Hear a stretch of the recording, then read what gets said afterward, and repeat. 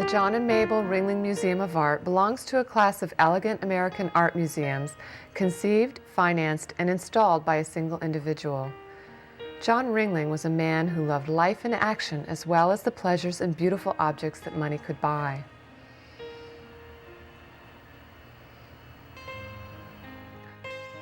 John's fortune, founded on the famed circus, enabled him to realize his dream of building a museum as a memorial to himself and his beloved wife, Mabel. John filled his museum with works spanning 500 years of European art from the Middle Ages to the 19th century and possessed one of the world's most important collections of 17th century Baroque paintings. His will left the museum to the people of Florida as an enduring cultural asset.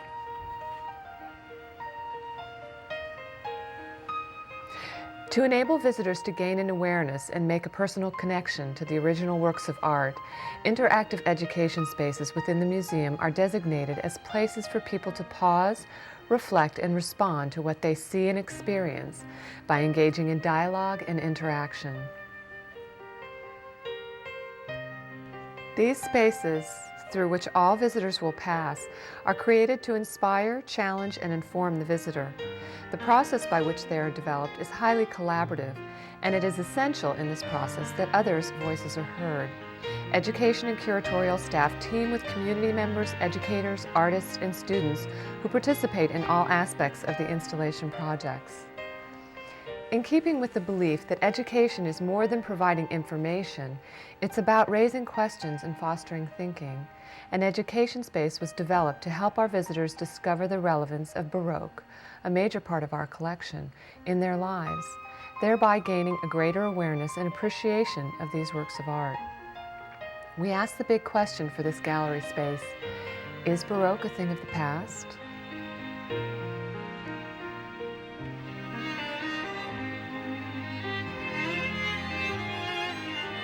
Judith with the Head of Holofernes by Francesco del Cairo was selected from the permanent collection as a focal point for the interactive gallery. Text running along the wainscoting told the story of Judith.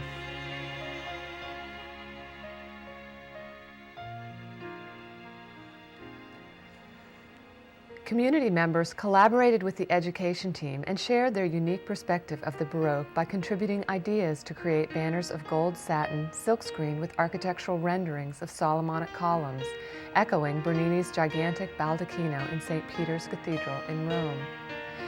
Helping lead the eye to the original work of art, a trompe-l'oeil marble tile floor was painted on canvas by local artist Parrish Evans. A contemporary bentwood chair possessing Baroque qualities provided a place for visitors to pause and reflect in front of the painting of Judith. This chair is an original design by Frank Gehry, architect of the Guggenheim in Balboa, Spain. Florida artists Lynn Davison and Lydia Nelson Friedland, in support of education programs at the museum, loaned their artwork to be displayed in this hands-on gallery.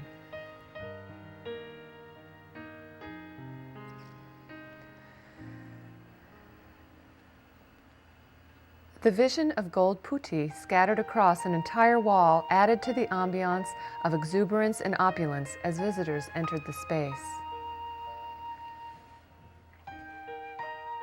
Many educators joined the collaborative team and helped to develop questions that served as a personal inquiry to one's relationship to the Baroque.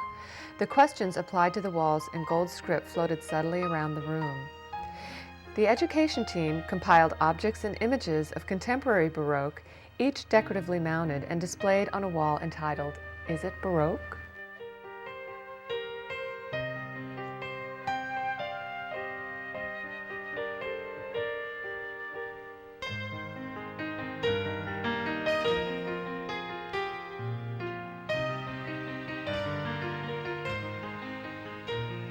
To stimulate involvement in identifying Baroque qualities, words describing Baroque characteristics were printed on magnetic strips and displayed for visitors on a metal globe.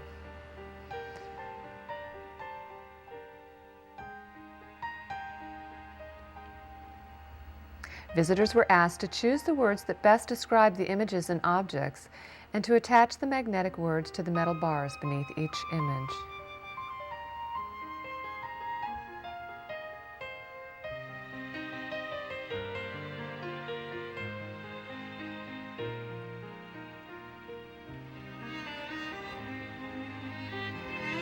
Through a statewide mailing, the community was invited to send in objects or images from their home or workplace that they felt possessed Baroque qualities. The items received were displayed on a specially designed shelf on which visitors were invited to rearrange from most to least Baroque. A library resource area was provided in an adjoining gallery with books for children and adults and a bibliography for those interested in learning more about the Baroque. As we leave the gallery, we ask, is Baroque a thing of the past? Concurrent with this exhibition was an education installation at the Cottazon, the magnificent Venetian Gothic residence of John and Mabel Ringling on the museum grounds.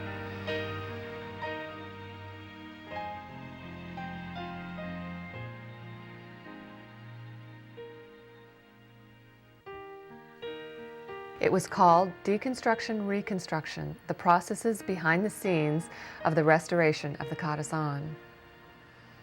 This house, built close to the sea, had suffered damage from weather and storms over the years and was undergoing major conservation and restoration.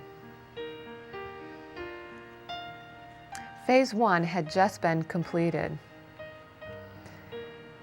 This hands-on exhibition was designed to educate and inform the public of the effects of the natural environment on the house and to showcase the technology and craftsmanship that had gone into putting it back together again.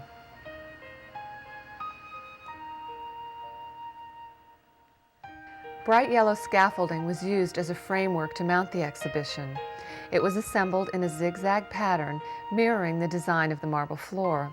Keeping the theme of construction, sheets of galvanized roofing material were drilled and attached to display the photographs. A scale model of the Cottazon was also displayed.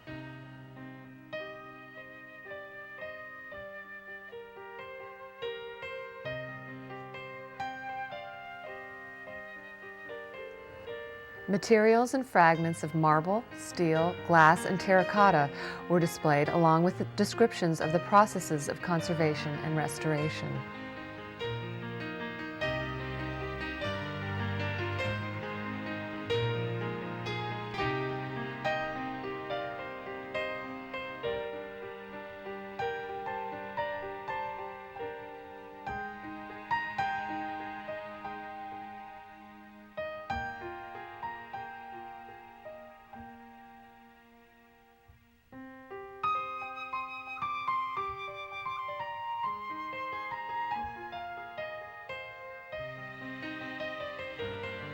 Processes for mold making and the casting of terracotta architectural details were illustrated.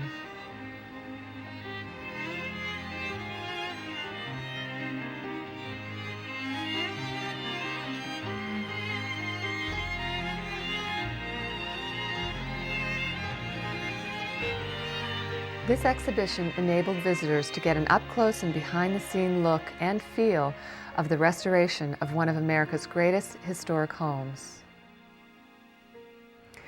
An interactive education space was created in connection with the Ringling Museum's exhibition celebrating 50 years of state ownership, which was entitled John Ringling, Dreamer, Builder, Collector. Enter Gallery 13, an education space titled It Begins with a Dream. Again, the education team formulated questions, this time printed in specially made gold-bound books. Visitors were invited to reflect on the value of dreams, goals, and motivations to build and make a contribution to one's community, just as John Ringling did by actualizing his dream to build an art museum for the people of Florida. Their responses were recorded in these books. A mailing went out asking community members to send in their memories of experiences and time spent at the museum and to share their thoughts about the role the art museum had played in their lives. Photographs, clippings, and memories were displayed in the gallery.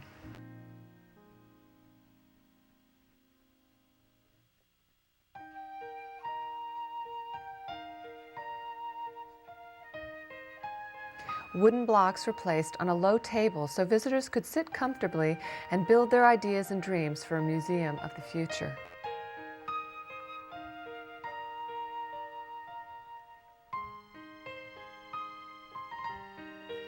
To highlight ways our community continues to grow and change, museum staff and a team of teachers participated in a neighborhood charrette, another word for a community idea-sharing meeting. This format became a classroom model for lessons designed to engage students in visioning, planning, and designing projects within their schools, and for sharing ideas and concerns related to their growing communities.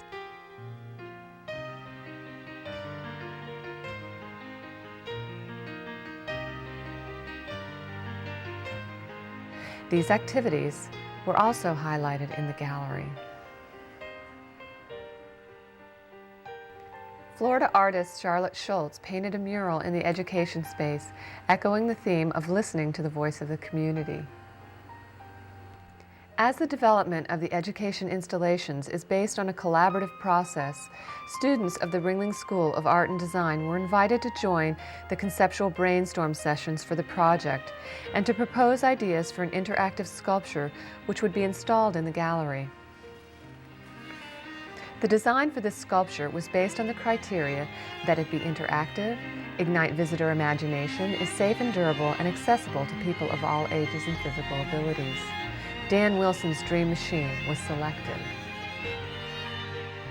It was kind of like a dream of mine to be brought into a space and then asked, what would you do in this situation?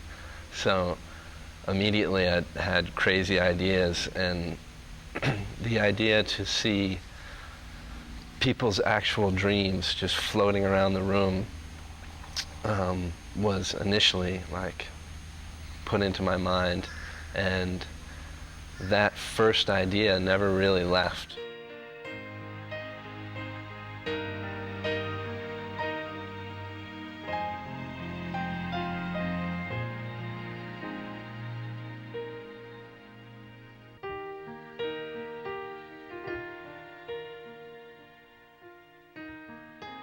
As an instructor, there's always any number of ways you try to motivate students and get them excited about projects. And so this kind of opportunity has a very interesting kind of undercurrent to it, that it starts to come outside of the classroom and bring that museum context into the studio and the classroom. I see opportunities that the students at Ringling have working through a project like this that I didn't really have when I was that age. So it's a very energizing situation for me, because I can see the significance of being able to do work like this in the museum. My thoughts about the whole process are really very positive in nature, because I've seen the development of the students, the level of expectations that they place on themselves when an opportunity like this comes up is very significant, and that produces a wonderful kind of growth in them that the academic situation can't always provide.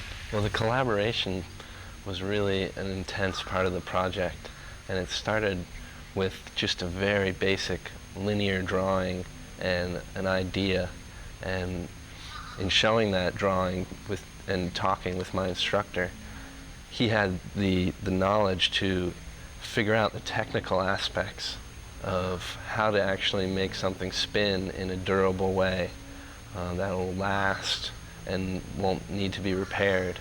And it was just amazing to me to have an idea and then work with somebody else and have their artistic and creativity come in and just make the idea stronger.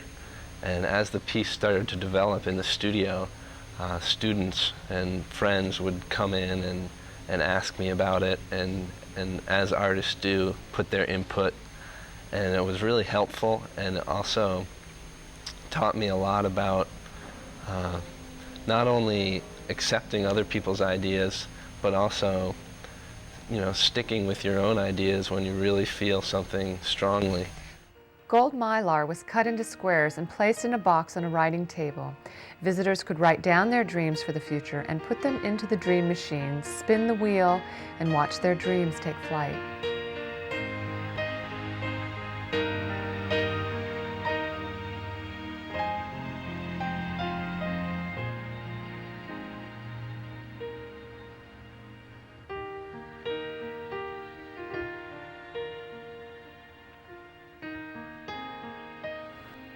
The Dream Machine was a symbol and reminder that, like John Ringling, we also have passionate interests and hopes to accomplish what is alive in our hearts, and that actualizing our deepest wishes often simply begins with a dream. Our aim, through projects like these, is to transgress traditional gallery boundaries and to create meaningful experiences for everyone.